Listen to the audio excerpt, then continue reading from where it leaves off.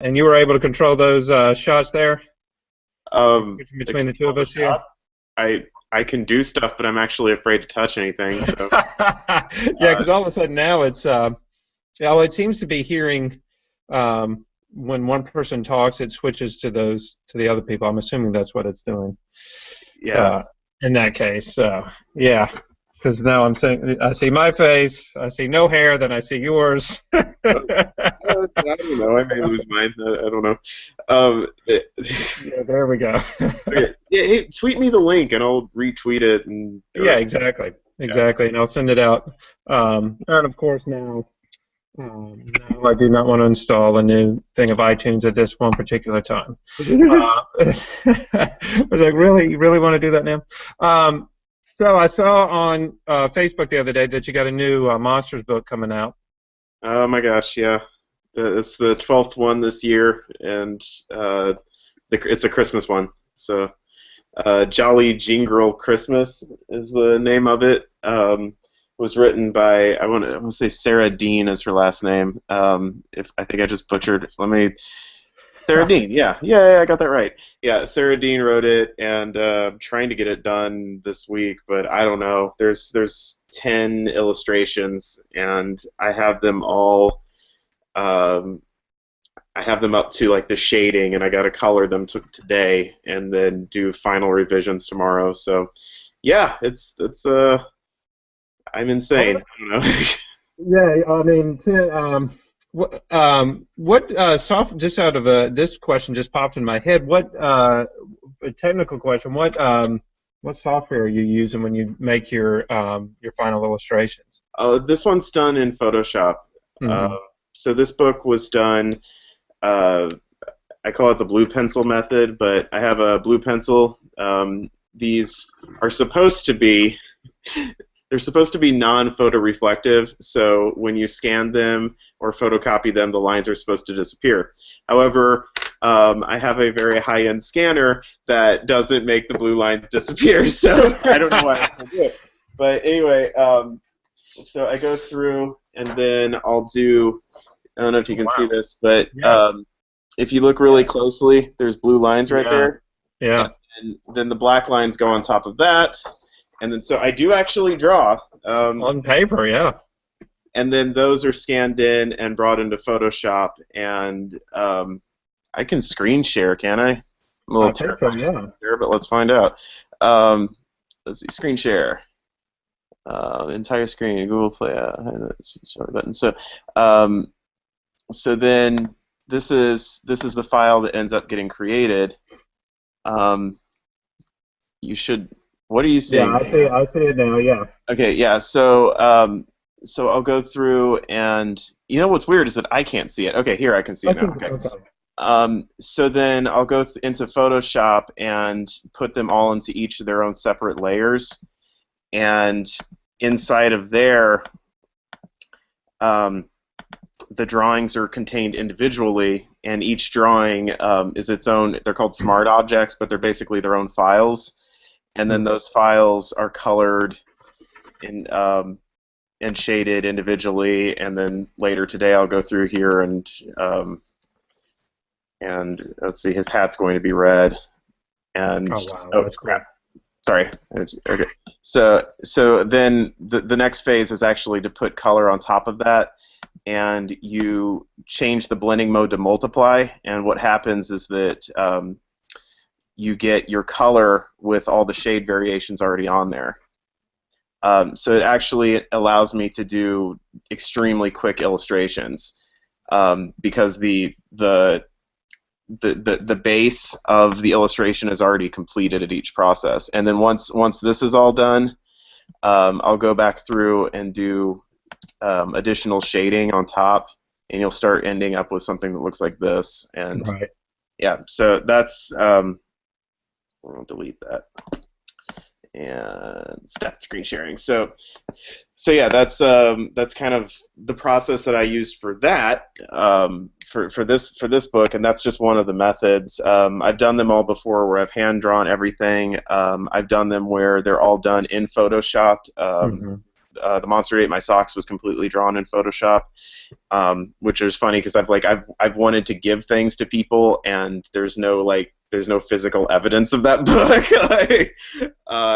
And then the other way that I'll sometimes use is a program called Manga Illustrator, and that you can do the entire process, including the blue pencil, all digitally.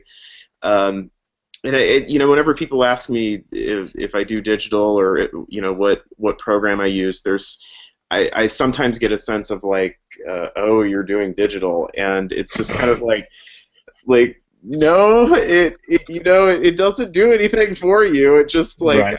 I could Control Z, but other than that,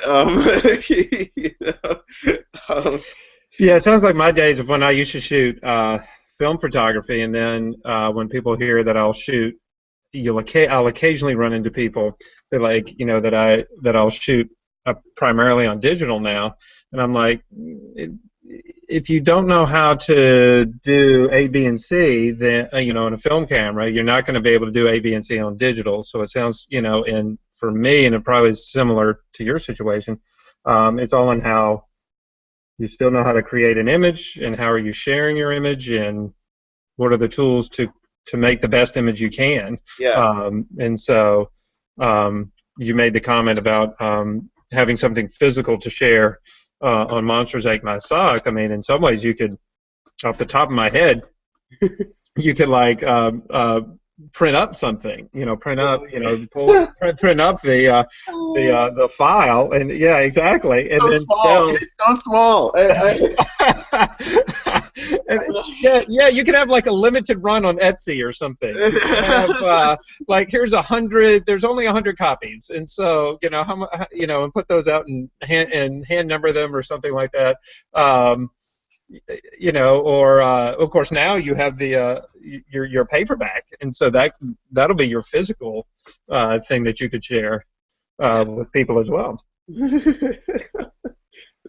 It's hot in California. Sorry. It's not hot over here. For those two people that are watching, AJ's in California and I'm in Virginia, and it's as you can look out my back window, it's getting dark and he's still got light. It's into the day where if you have seasonal affective disorder like I do, this gets to be kind of tough. No, we finally got rain, and it caused the small apocalypse. So yeah, it's fun. We actually have 2 viewers. Oh my gosh! I didn't see that. It's probably us. I think once we share this with on Twitter and with as you and I discussed, our mailing list, hopefully we'll get some more. You have to have surpassed me at this point. No, actually, it's slowed down. Yeah, like I'd said, my email list took off when some teachers that I work with, one in particular has a very popular teacher pay teachers website and blog, and it just went from 1 to whatever 80 or 90 at the time, and then it just stopped for the time being, but for a week or so, and so now I've redone my main website to have a pop-up, I think something like what I've seen on your website, where you could have a pop-up to hopefully grab some attention. I'm still undecided if that's annoying to people or not. I've read that it's it's the internet, it's like commercials, it's just expected, and then the other point is I don't know if I want to be that guy, but I guess I am. Well, what I'd read, I'm with you. What I had read from that book I had shared with you, that there's just data, that shows that if you have something like that, you might be able to get an increase in people at least signing up, and at least and I'm sure that with your app or setup that you could say how often it pops up. So if somebody comes to visit your site and then they don't sign up, you can set it to say, well, don't bother them again for a week or yeah or whatever. And so because I agree with you that sometimes it does get annoying on sites, especially ones that I have already signed up for a for an email address, and I'm like, you should know me, Oh yeah, I never you thought know, about that, but and yeah, so I've kind of thought about that as well. I don't know. It's something that you're right. It's the internet, and I can try it. And if it doesn't work, or if it's cutting down on the visits, or if it's cutting down on the time people are spending on the site, then I can cut it.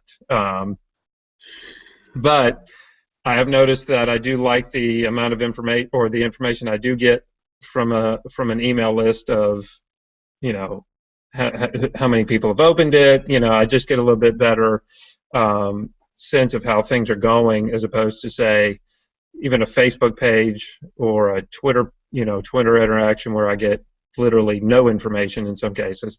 And so I kind of like that, and then the ability to tell people, or at least, I'm trying to follow the model of the really good email list that I have assigned to, where they make it kind of an exclusive thing, and you'll only see stuff from me through this in particular email, as opposed to something everybody could see on Facebook or something like that. So, it's just something I'm trying. But you're right, and I think I had it was a big lesson to learn, that as opposed to just keep throwing it out and throwing it out, to try to connect your platform with somebody else. And so, like, you and I connect, my Twitter followers, your Twitter followers, my email list, your email list, people on that read your books will hopefully, cross paths with mine. And, although, you outnumber me by 8-1 or something like that right now. I don't know anymore, Martin. I'm so confused. You're fine. But that's what that's my understanding. And so, anyway, that's it. That wasn't what originally I wanted to talk about today, but that's just kind of what I've been on, when I've emailed you, and what I've been thinking about recently too. No, I purchased the book that you recommended, and then I got distracted reading The Phantom Toll Booth. So, yeah, I'll come back to grown-up stuff, I promise.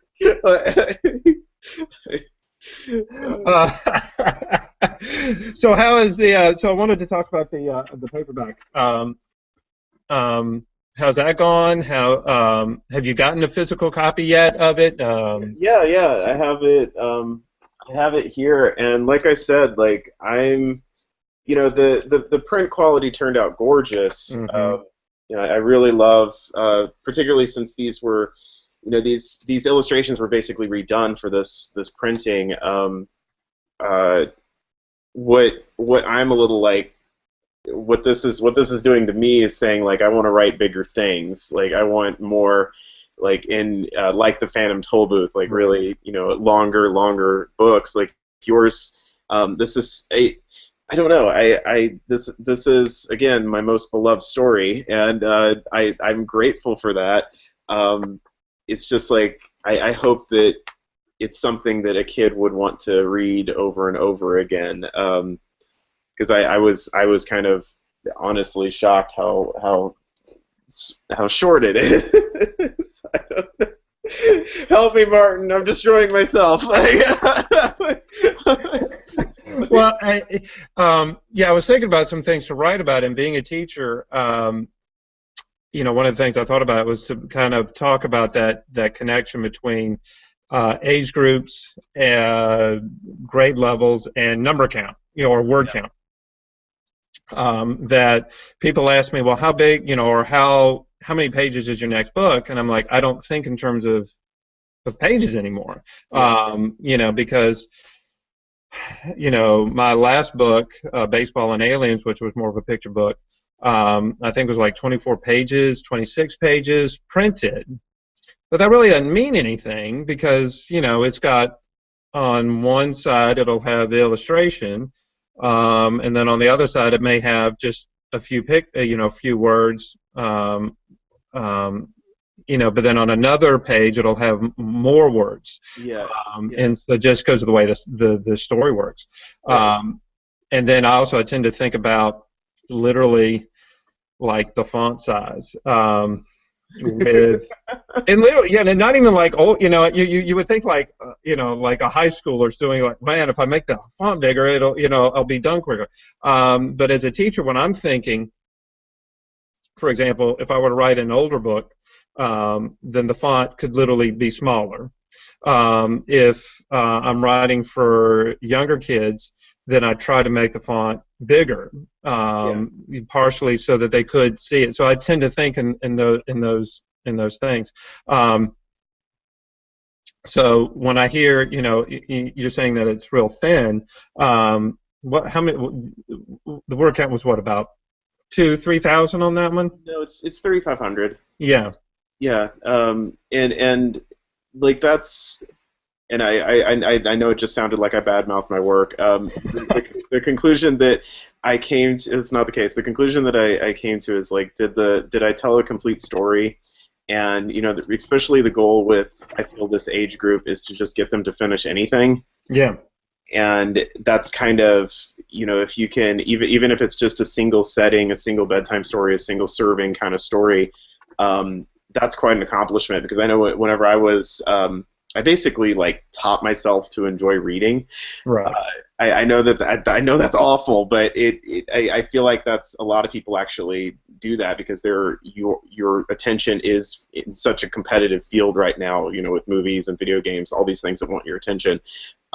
Books really are very quiet in doing that. So I was always daunted with large books, being like, right. Will I enjoy this? Will I ever get through this? So.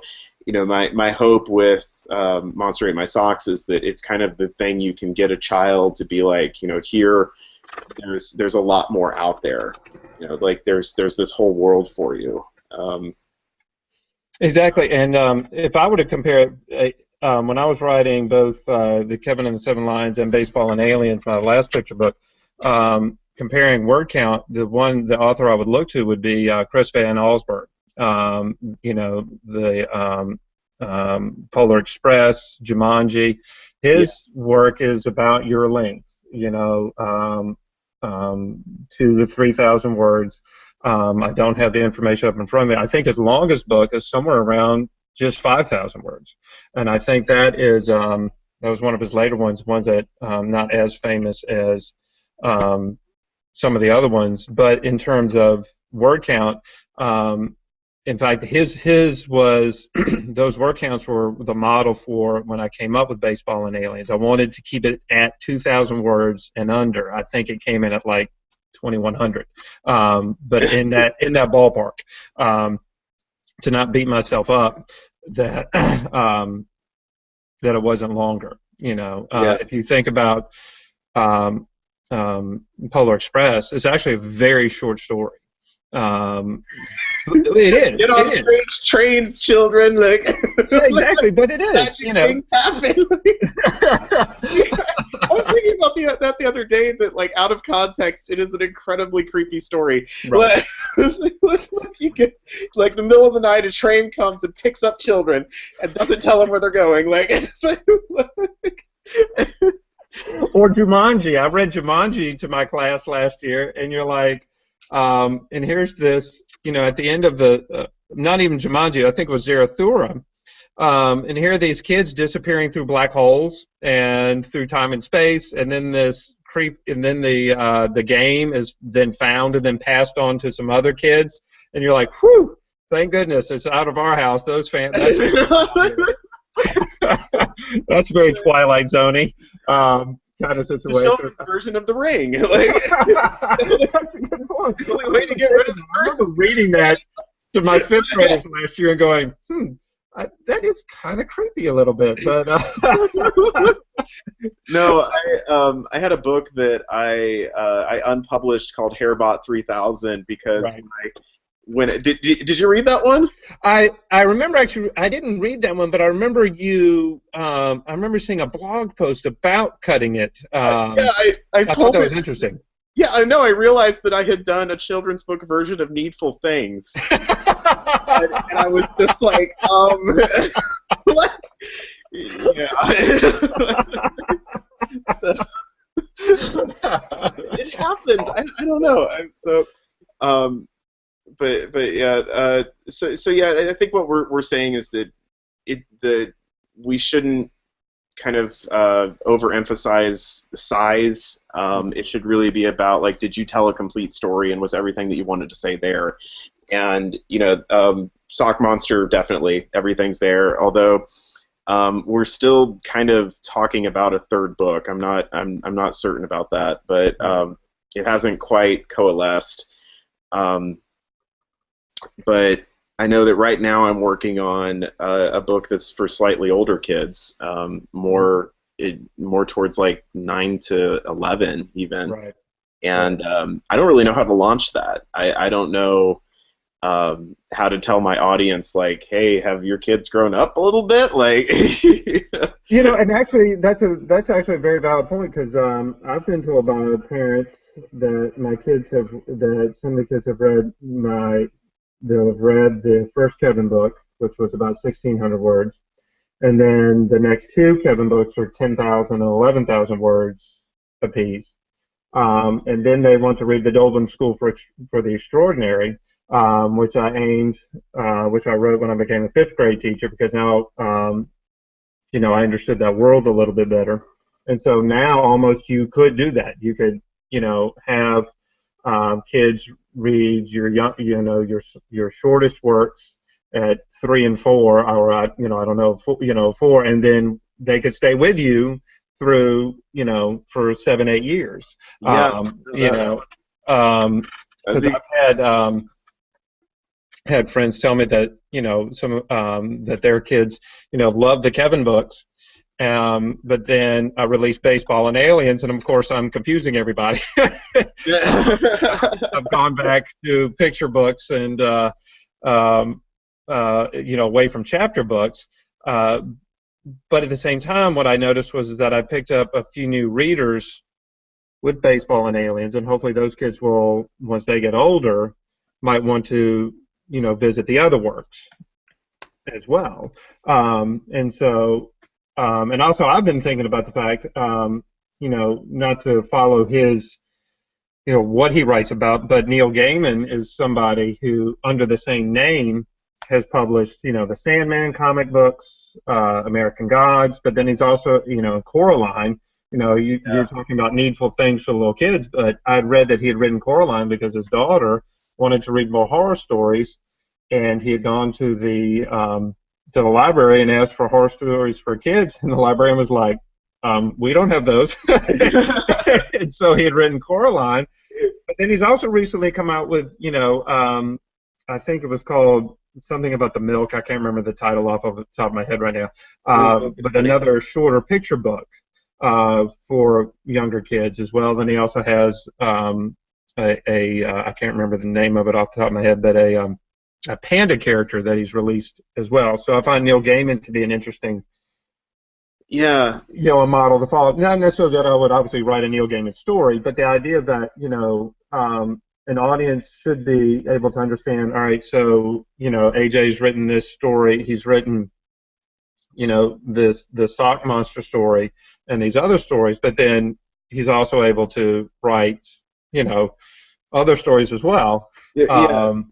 No, I definitely probably after the Monsters A to Z series is done. Yeah. I don't know if I'll be revisiting Monsters for a while. I wouldn't know why. I'm just like, story. He could read the story a week. He could do a whole year. They literally could at this point. That's kind of just. Is that disturbing? I don't know. Well, what does R.L. Stein? R.L. Stein would go, what do you mean 37? That's only 37. He has several hundred monster, horror stories. He was at the height of Goosebumps. He was contractually obligated to do 2 a month. Yeah. But he's a billionaire from it. But I don't know if that's. I don't know. Well, when I talk with, and he's one that I've talked with other teachers about that want to write. I seem to be developing a blog following of teachers that want to do what we've done. They ask, like, well, how do you come up with ideas? You've written, including the monster book I did with you. I have about 6 out. And they're like, "You've done 6 in 2 years?" And I'm like, R.L. Stein used to do one a month.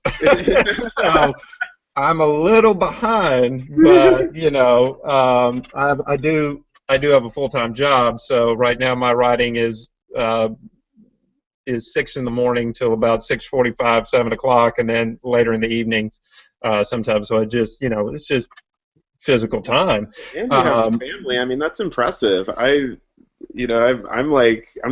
fighting with myself to get me to work on this book that I'm telling you I'm working on, and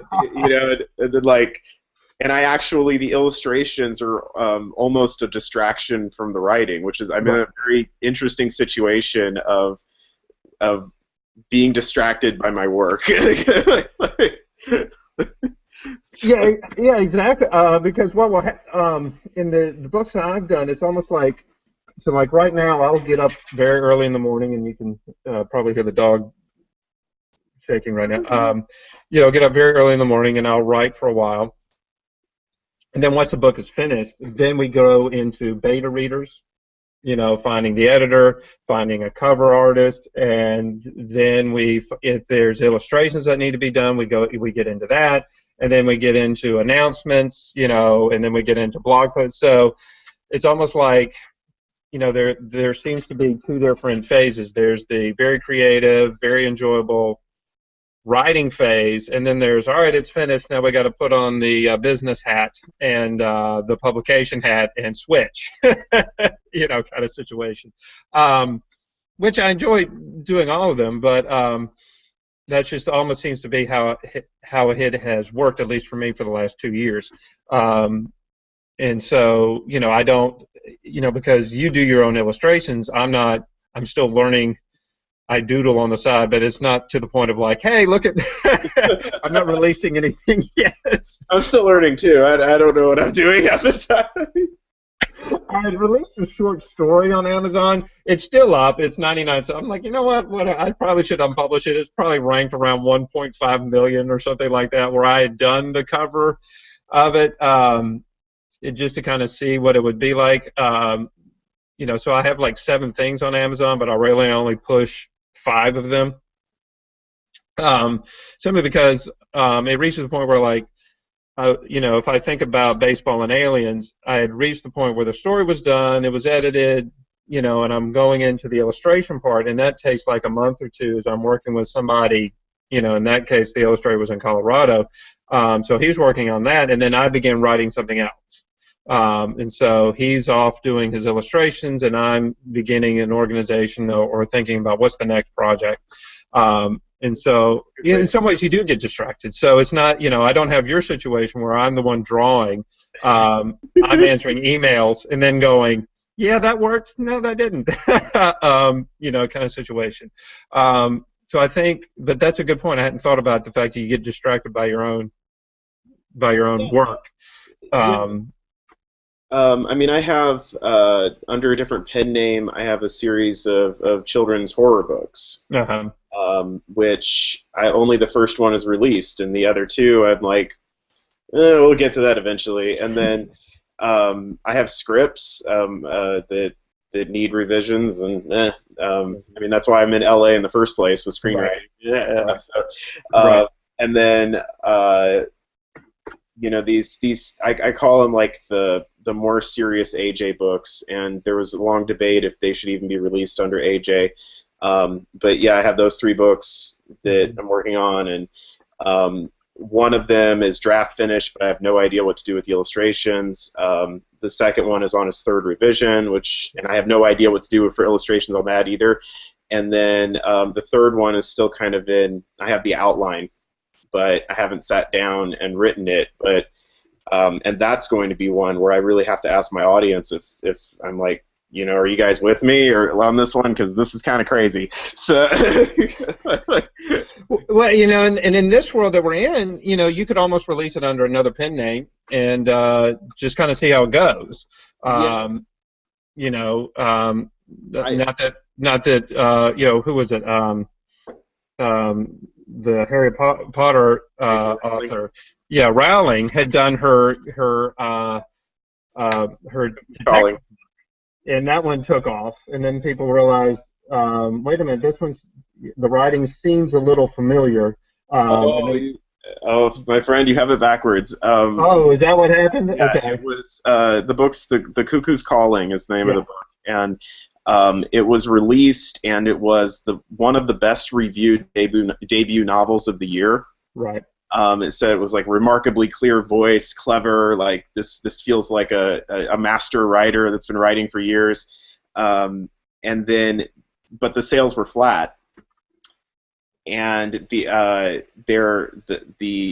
attorney for that copyrighted the book Mm-hmm. leaked that it was actually J.K. Rowling, and that's whenever suddenly it was number one. And so like I can do a pen name, but the argument right now is like, well, we kind of kneecap all of what we built on. Ah, I got you. That makes And sense. yeah, do we want to? Is it so different from the rest of what I'm known for that it's unacceptable and has to be it, or is it enough that it can kind of be like, hey, like this is how the Beatles had Rubber Soul? Well, this is Right. Sergeant Pepper, like, like, I thought of it that way. Yeah. um, Well, yeah, because that reminds me also that even R.L. Stein went the other way. He had released an adult horror book about a year or two ago. I don't know what the sales were on that, but even he had broken out of his traditional, set mold, of what he had done before. So I don't know, it's a possibility.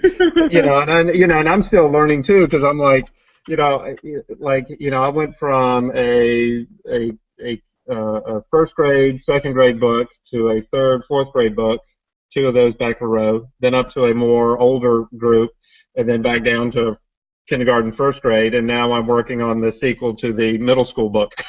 Yeah. I think your covers communicate that though. Yeah. Right. That's definitely I don't see any inconsistencies with your work, and I think that's pretty interesting because the Harry Potter series as well, each of those was a grade level that was appropriate for its grade level. Right. And that's just fascinating to me. I can't believe she pulled that off. But yeah, I don't think that you have an issue at all. Well, yeah, Go ahead. that's cool. Because I'm thinking because the other one I've been thinking about recently, another writer, at least in our world of independent writing, has been Hugh Howey. Mm-hmm.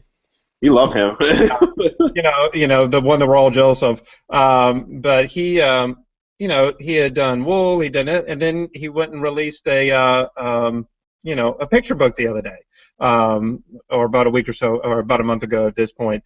I haven't picked it up, but I will. But I'm like, really? What is it? Like, what post-apocalyptic caterpillar is it? Like, I don't, I kind, it actually, I mean, it looks very good, and but that's the interesting thing, that he's able to do that, and almost gives us permission to try something else, and and as I follow his page, it almost seems like his next book is, again back to his more of his a genre that he's comfortable with in post-apocalyptic, but the Shell Collector I think is also supposed to be a romance. Too, because I'd seen on his page where he'd gone to like the romance, a romance conference, whatever, the Romance Writers International, whatever, and so he had done something like that. So I thought that was pretty impressive. So I tipped my hat. I was like, you pull that off, man, you're good. You're good. I'm not going to ever try to write a romance, but I see myself personally. I see myself writing a lot of older children, maybe some young adult, and then going back to kids stuff again. Just people have asked me. I said the one basic rule I keep coming back to is it a book I would like to read? Because for many years I was a first grade teacher. I've been a fifth grade teacher recently. So part of it is it a book I would want to read to my class? Is it a book I would want to read to my kids? And on top of that, is it a book I would enjoy? Because teachers, have to read hundreds of books a year. So at least, and so there's no way we can all the books that we're required to read with students or, to the students. And so my goal for me has been to write books that if I'm going to read to my students that A, they like it, and B, I like it. Mm-hmm. And so I'm kind of merging those two worlds. And also because of yeah, exactly. And because I'm very lucky in that, I've actually I've read my stuff to my kids, and I get instant feedback about what has worked, what doesn't work, and so that's probably the reason why I'm going back to the upper grade stuff, because they've asked for a sequel to the Dolben School for the Extraordinary book. They're like, I'd read all the Kevin books to them. They're like, okay, that's great. When's the sequel to the superhero book? And I'd read the baseball book to them like in a day. And they're like, oh, those are great pictures, when's the superhero book coming out? And so I was like, I get it. But, Captive, I love it. And so so I'm in a very interesting position to be in, and it's good. And so I've been trying to tell other teachers that come to me and say, I want to do what you do, and I'm like, then start doing it, because you've got an instantaneous audience, you've got instantaneous feedback. I think a lot of people just get anxious about the idea of actually, they get too serious. They sit down and like, I don't have an idea. How do I finish a book? I'm like, you sit down and you start writing. And I've been writing and teaching other people. Said, my ideas don't come instantaneously. I start writing first, then the ideas come. It's not ideas first, then write. It's sit down at the computer or sit down at your pencil and paper, write first, then ideas come, then the good ideas come. Is how I've been how I teach both my students and my colleagues as well. Yeah. I mean, you have to, the more that when you pay attention to your ideas, the more they talk to you too. Mm-hmm. That's another thing. So if you have an idea, get it down immediately. And I have on my phone, I have a very large note that's just all of my ideas, no matter how bad at the time. And when you get stuck, it's really good to pull that out and kind of look through all of it. But I've noticed that the more you allow yourself to be creative, the more creativity comes out. Exactly. And it is a resource in a sense. You can I burned myself out a couple of weeks ago. But by and large, the more that you do it, the easier it becomes. And I've also found that people are afraid of being wrong. Yeah.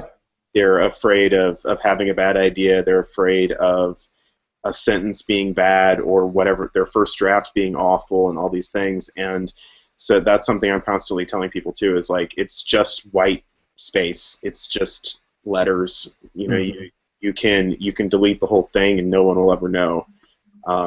It's just, and there is no such thing as a first draft writer either. Right. That's a fallacy.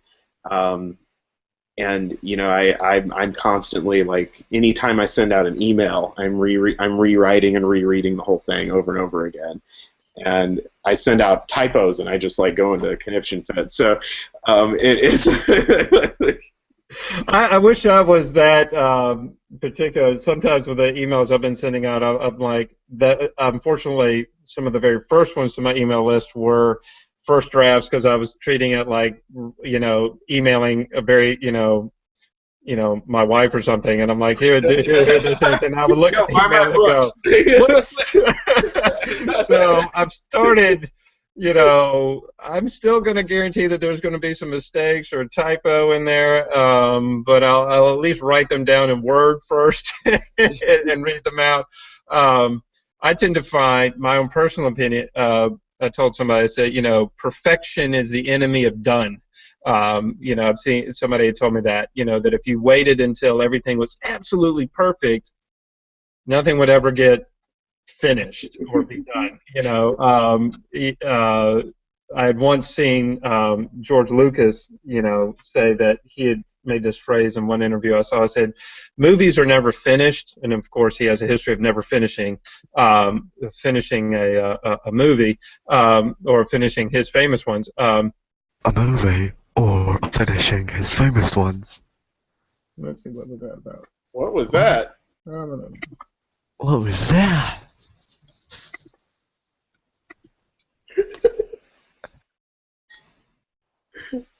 That was fun.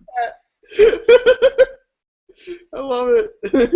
I thought I'd set this where other people couldn't see it, but I was wrong.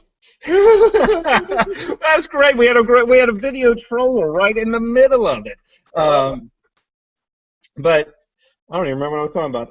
But yeah, talking about like how George Lucas had said he had always, I'd seen like an interview. He said movies are never really finished; they're just released. It's almost like you have a deadline, and so there's stuff that out of all my books that I would change, or wasn't perfect, or I'm like I think like the original Kevin book is probably about 200 words too long. I wish that I could have afforded more detailed pictures in the sequels. Part of the reason, instead of just the black and the black and white drawings that are in those, that at the time it was a simple thing as the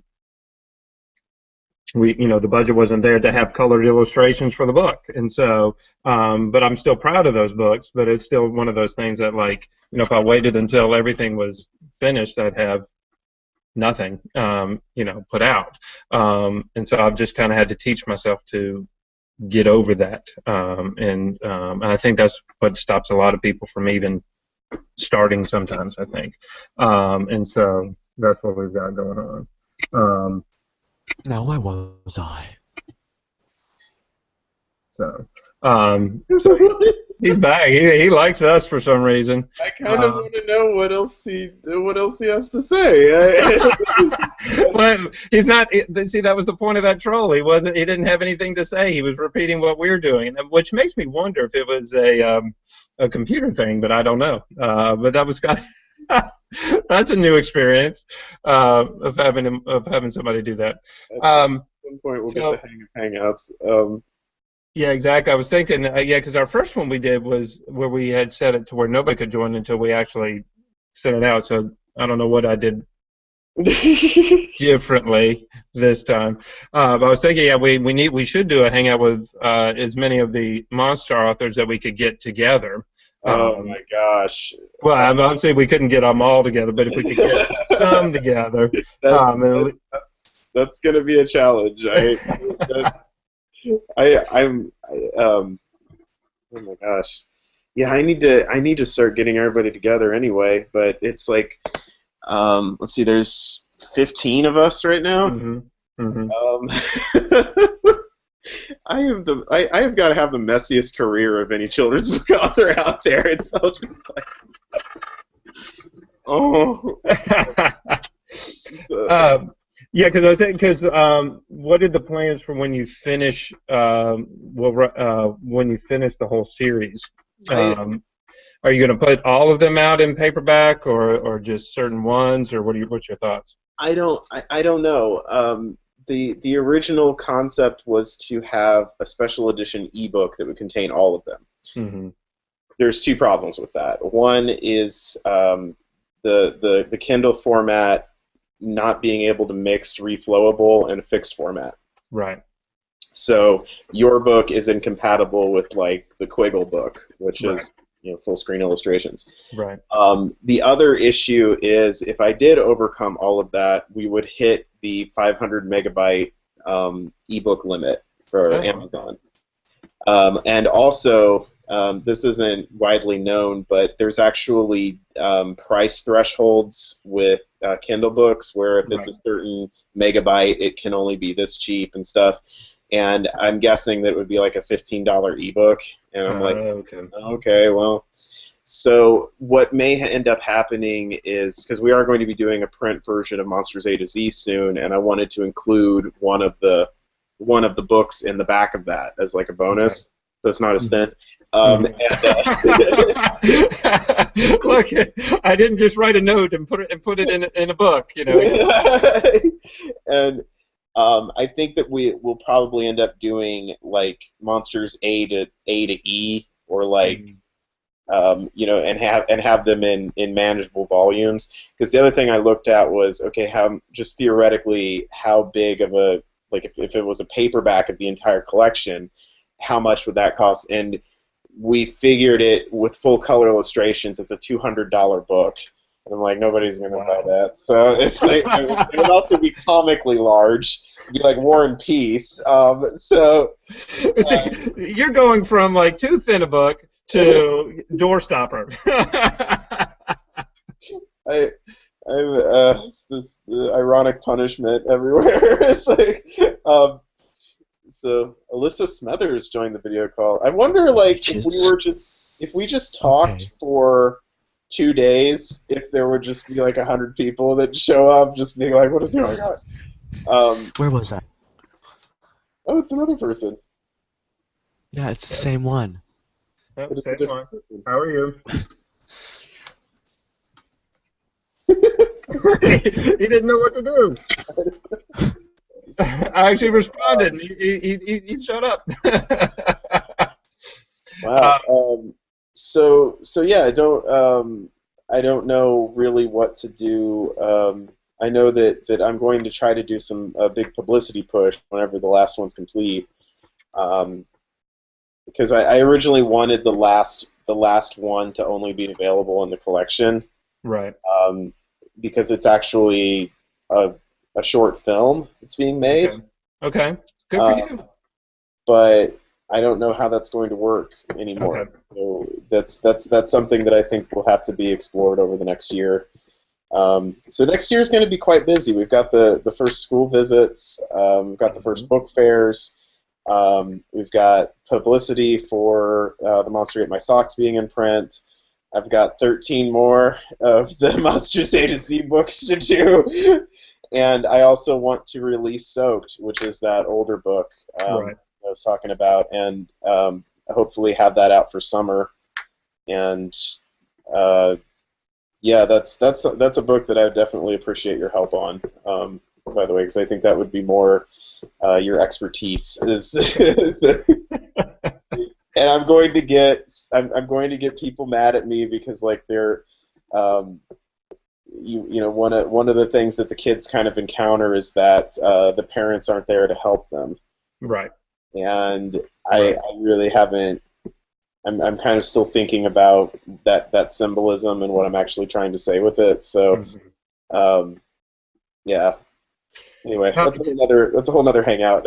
Yeah, tell me about one last. Well, tell me about. I know that you'll be coming to Virginia in the next couple of months. Do you have any other school visits on the agenda right now? Not yet. I really want them, but I don't know. I'm not very good at getting them. So Right. Both that you invited me, and then Beverly invited me. A friend from my hometown in Illinois invited me to her class. So those are 3 right there, and then I got an invite to the Encino Book Fair in February, shortly after my birthday. So that'll be fun. And yeah, you know, we need to put together just what I do whenever I get there. Like, I don't know what to do for the class visits. It's like, hey kids, how you doing? Like, how's life? Okay.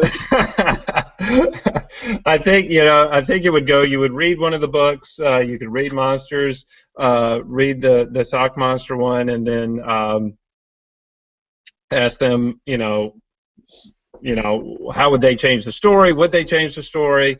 If they've seen a monster, take their socks. What does it look like? That would be how I would handle it. Kind of situation.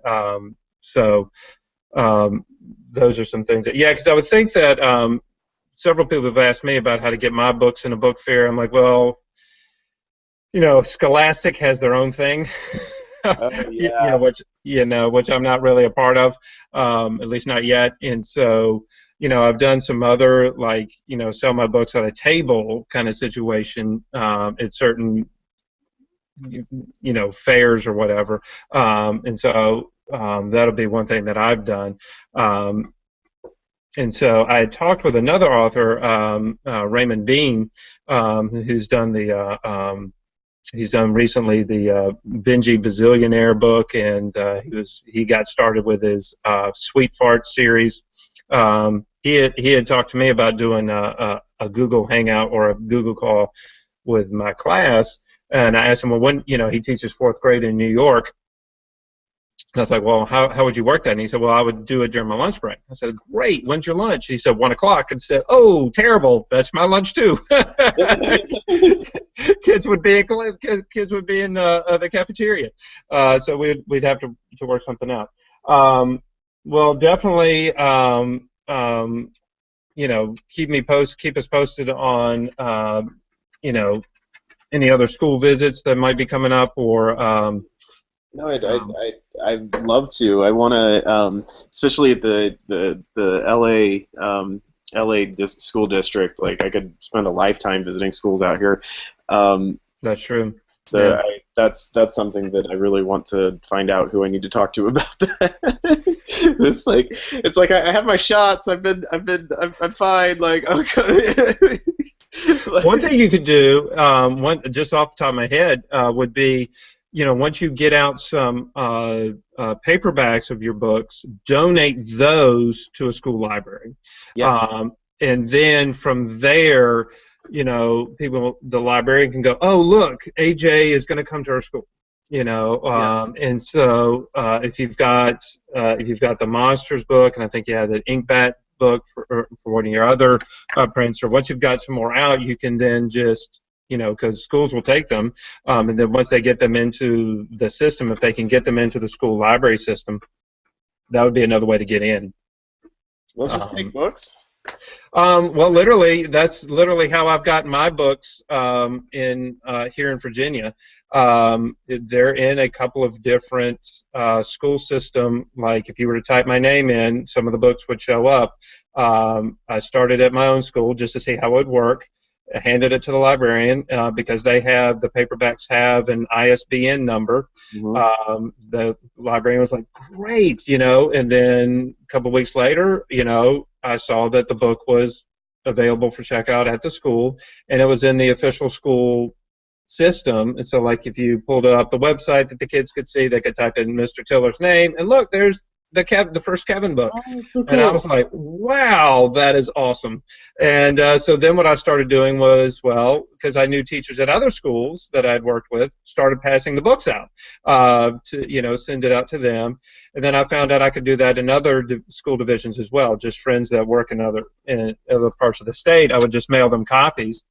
And either the books would either end up, in that teacher's personal class, or I have a friend, a college friend, who's a guidance counselor at another part of the state, and she asked for a couple of copies and put it in her school library. And then the librarian asked for, well, what was the grade level? She was very excited. She's like, what's the grade level?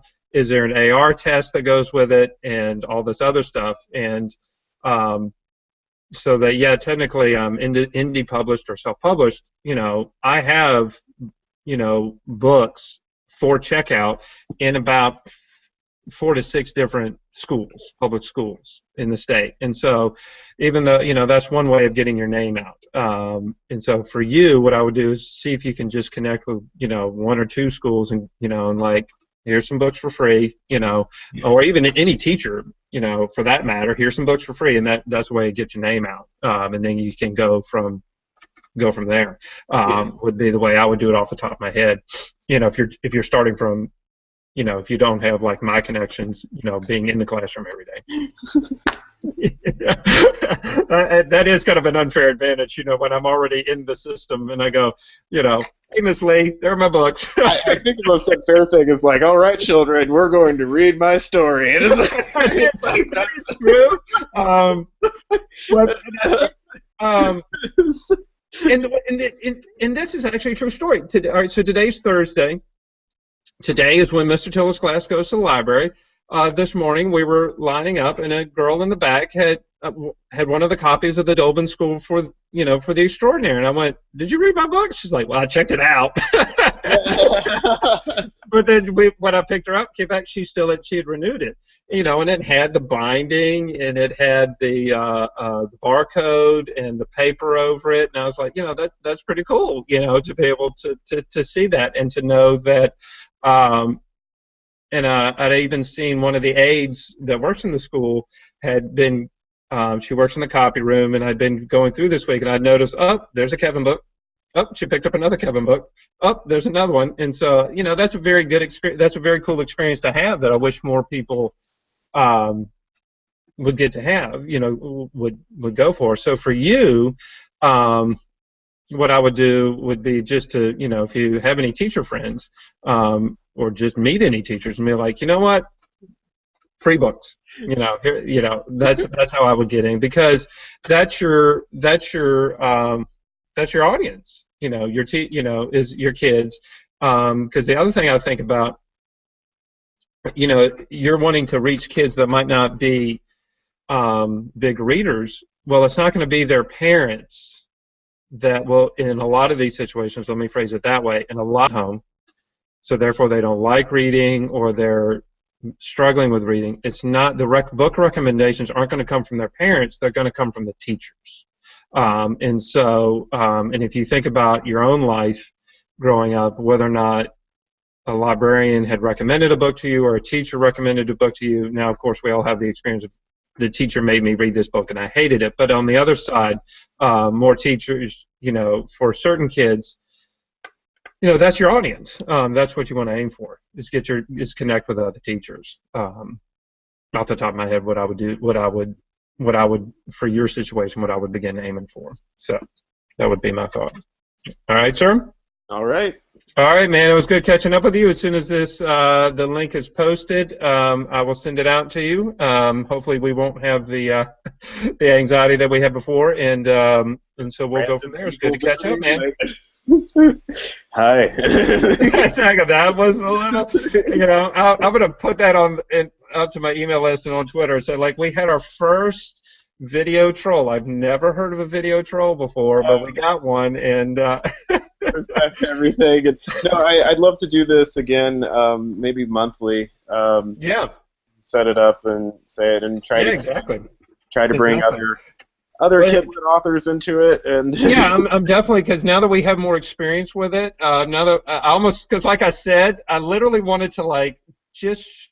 If I'm going to make a technical mistake, let's just let it be us, or figure it out and go for it. Because who else? There's another one I've seen, the self-publishing podcast with Sean and Johnny and some other guy. I can't remember that. Johnny Truitt, I think, is one of the. I think you made mention of one of their books before about,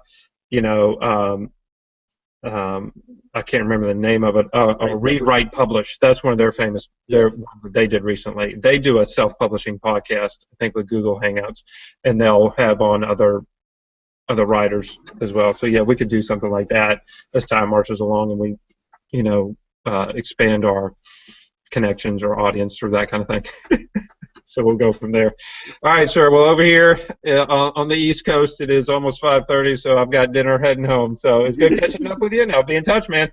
Okay, thank you, Martin.